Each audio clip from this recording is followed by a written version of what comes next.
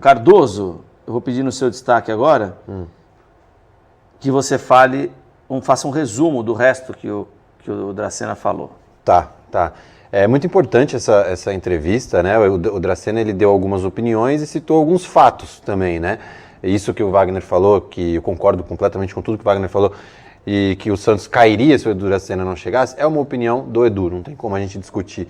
Mas o Edu, ele disse algumas coisas, como, por exemplo, que o Santos não tinha planejamento, né? Isso é vivido dele, né? Então é um fato que o executivo está falando que o Santos não tinha planejamento.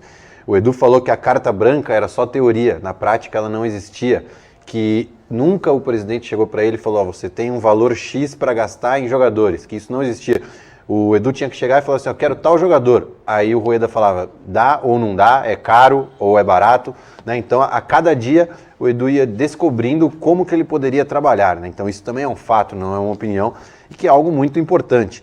Né? O outro fato de que o Edu queria o Dorival parece que se mostrou disposto a vir para o Santos e o Rueda barrou completamente, que depois o Edu quis o Renato Paiva e teve voto vencido para aí sim vir o Fábio Bustos, terceira opção do executivo de futebol, também é um fato. O que me chamou muita atenção, Léo, ele falou que os jogadores chegavam de 20 a 30 minutos no CT antes do treino. E assim, isso não existe nem numa escolinha de futebol, né? Quanto mais num clube profissional.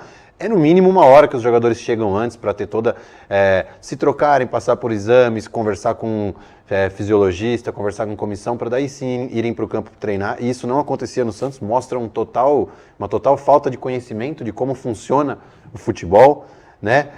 O Edu Dracena doou equipamentos de recovery, né? Eu vi você falando isso no EPR Rádio, pagou do próprio bolso porque o Santos precisava desses equipamentos de recovery, que é o que faz o jogador se recuperar do cansaço, da fadiga muscular pós-jogo. E para o Santos comprar esses equipamentos, teria que passar pela aprovação do CG, pedir os equipamentos, então é algo que demoraria muito, só que a necessidade do clube era para ontem, né?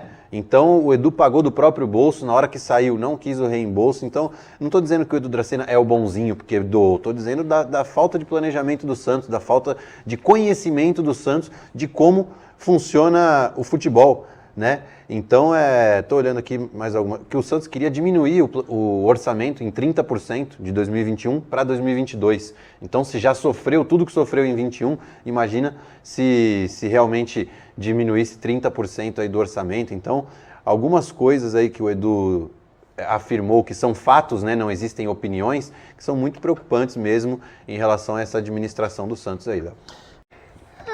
Tá cheio de mágoa, Edu Dracena, né? A gente entende aí as dificuldades que qualquer profissional enfrenta hoje em trabalhar com esse tipo de gestão, de diretoria, mas o Edu Dracena também cometeu seus erros, né? Cometeu seus erros. E acho que é muita pretensão dele dizer que o Santos cairia, né? Eu não acho que ele foi fundamental para isso. Acho que ele foi importante.